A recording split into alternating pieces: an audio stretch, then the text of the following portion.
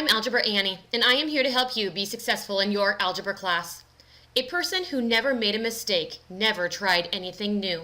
Albert Einstein. Our learning targets today are, I can use order of operations to simplify expressions. So we're going to go over the order of operations. Many people do different acronyms. Please excuse my dear Aunt Sally, PEMDAS. I'm going to teach you GEMS. The G stands for grouping symbols. What is a grouping symbol?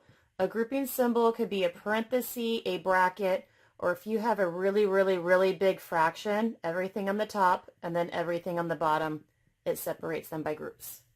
The E stands for exponents. The M stands for multiplication and division. You do both of them at the same exact time. It's all in the same exact step. And then S stands for subtraction and addition. You do them at the same exact time. They are in the same step. You guys just need to remember that you do it in the direction that you read from left to right. We only have 4 steps. You do grouping symbols first, then exponents. You do multiplication and division at the same exact time from left to right as you read your problem. And then subtraction and addition from left to right at the same exact time as you work your problem. So our directions tell us to simplify this problem. We have negative 4 to the second power plus 24 divided by 3 times 2. To make sure that I'm doing it all at the same exact time correctly, I'm going to write GEMS up here. Those are my order of operations. The first is grouping symbols. I see no huge fraction. I don't see any parentheses. I don't see any brackets. So the G in the GEMS is done. Exponents. I see an exponent right here. So we're going to do him first. The power is only touching the 2. So it's going to be negative. What is 4 to the second power? That's 4 times 4, which is 16. Everything else is written exactly as it was. We only did our exponent part first. So exponents are done. Now we're going to do M. M stands for both multiplication and division at the same exact time as you see it from left to right. I see this division problem before I see the multiplication problem. The division problem needs to go first. So the negative 16 plus, what is 24 divided by 3? 24 divided by 3 is 8. This was still supposed to be multiplied by 2. We are still on the M stage. I see a multiplication right here. He's now next. We're not doing anything over here. This is still negative 16 plus, what is 8 times 2? 8 times 2 is 16. We are still on the M stage. I see no more multiplication. I see no more division. We are done with M. S stands for subtraction and addition at the same exact time from left to right as you see it. I see one last step is negative 16 plus 16. Negative 16 plus 16 is 0, and you're done. So now I want to simplify this problem. So I make sure I get the steps at the right time. I'm going to write the acronym GEMS right up here for me. G stands for grouping symbols. I see this bracket of grouping symbols, but I also see this parenthesis of grouping symbols. So which one do I do first? We can see that this grouping symbol is inside the larger grouping symbol. So we need to do the smaller grouping symbol first. So we're going to do 4 plus 1 first. Everything else is written exactly the way it was. But now we do 4 plus 1. 4 plus 1 is 5. We're still in the G. This is a parenthesis, but there's nothing inside to do. So we're done with that parenthesis.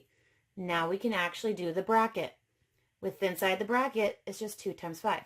So everything else is written exactly the way it was. We're going to do 2 times 5, which is 10. We're still in the G. I do see a bracket, but there's nothing to do inside the bracket. It's just holding the number 10. So we're actually done with our grouping symbols. E stands for exponents. I do not see any exponents anywhere in here, so E is done. M stands for both multiplication and division at the same exact time from left to right. I'm going and looking across. I see a division problem first, so we're going to do him first. Negative 20 divided by a positive 10. Negative and positive means a negative answer. 20 divided by 10 is 2. So negative 2 is my final answer, and I'm done. So now they want us to simplify this problem so that I make sure I do the right steps in the right order. I'm going to write my acronym GEMS. G stands for grouping symbol. The bracket is a grouping symbol, so the bracket ends there. But I also see that I have the grouping symbol of this parenthesis. You will notice that the parenthesis is inside the bracket. So we're going to do the parenthesis first. So everything else is written exactly the way it was, except for the parenthesis. What's 5 minus 2? It is 3. So that's our parenthesis. We're still on G for gems. Parenthesis. There's nothing in here to do. It's just holding our 3. So we're done with our parenthesis. So now we're going to go and we're going to do our bracket.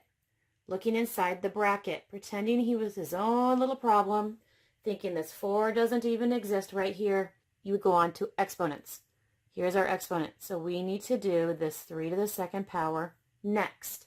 So writing everything exactly the way it was, 3 to the second power is 9. Now we can do our bracket.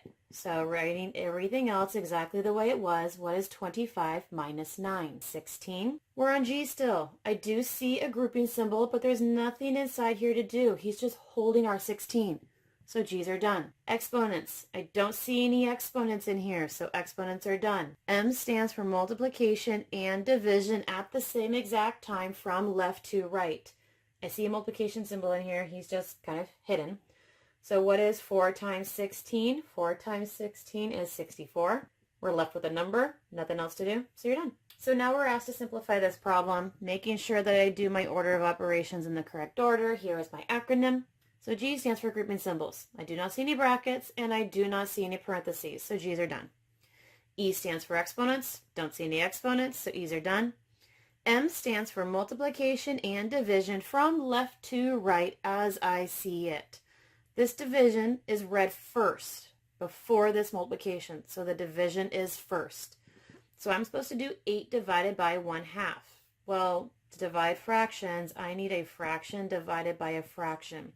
So I'm going to rewrite it like this so I know I'm dividing fractions by fractions. So this is the part I'm trying to do. We actually don't divide fractions. We actually keep, change, flip, writing everything else exactly the way it was. Now I can actually do the fractions. You multiply straight across. 8 times 2 is 16 over 1 times 1 is 1. Writing the entire problem the exact way that it was. Well, can we simplify 16 over 1? We can. He simplifies to 16. So this is actually the problem 16 times 3. What is 16 times 3? 16 times 3 is 48. You have left down to one number, so you're done. So this is a new problem we're supposed to solve so that we get the proper order of operations. I'm going to write gems over here. G stands for grouping symbol. I see a parenthesis, but he's just holding the number, so there's nothing to do. I see another parenthesis, but he's just holding this number. There's nothing to do. So I think I might be done. However, if you remember from the very beginning of the lesson, I told you if the entire problem was one giant fraction line, one giant division problem, that he in itself was a grouping symbol. So for G, we do have a grouping symbol. When it is this giant fraction, you're going to do the top as though it were his own problem. And then you'll do the bottom as though it were his own problem. So you're actually doing 2 problems within one.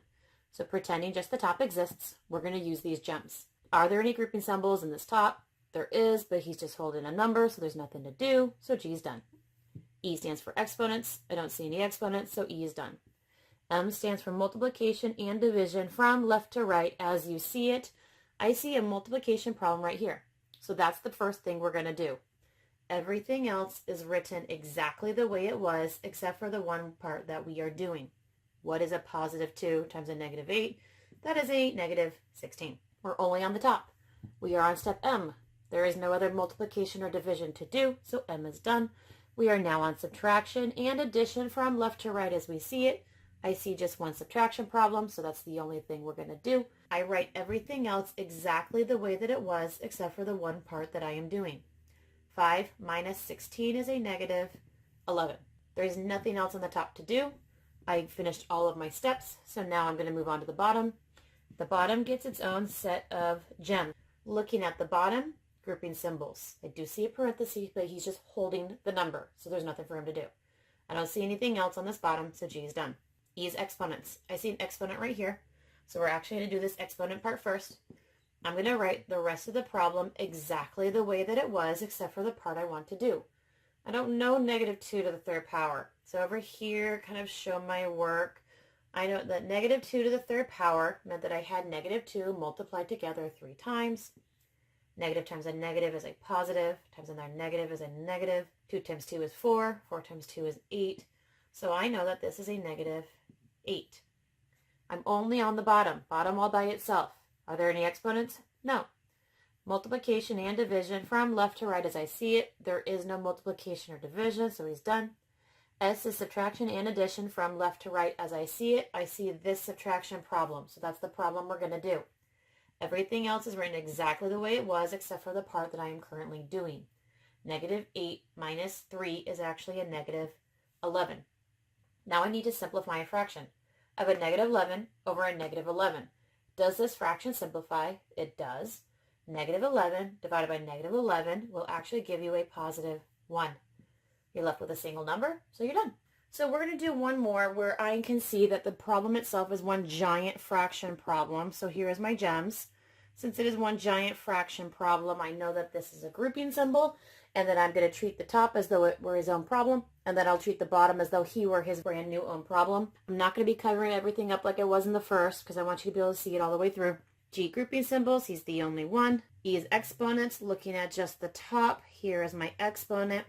I'm going to rewrite everything else exactly the way it was except for that part.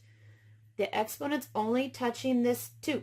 So if you think about it, negative was in the front. This is the only thing that's squared. So 2 times 2. What is it? Negative 2 times 2 is a negative 4. So this is a negative 4. Doing the top all by itself. There were no other exponents, so I'm done. There is no multiplication or division, so I'm done. S stands for subtraction and addition, as you see it. Negative 22 minus 4 is a negative 26. Everything else is written exactly the way it was because I did not do anything else. The top is down to one single number, so you're done. Now we're going to go down to the bottom, and he's going to get his own set of gems. Does he have a grouping symbol? No. Does he have an exponent? No. Multiplication and division from left to right as you see it. He doesn't have any, so nope. Subtraction and addition from left to right as we see it. We see one little subtraction problem, 5 minus 3. Everything else is written exactly the way it was. 5 minus 3 is 2. The bottom has been reduced down to a single number. So we just have negative 26 divided by 2.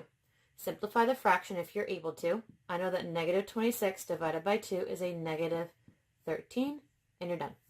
So now they want us to solve this problem. So here is my gems, so I remember my order of operations.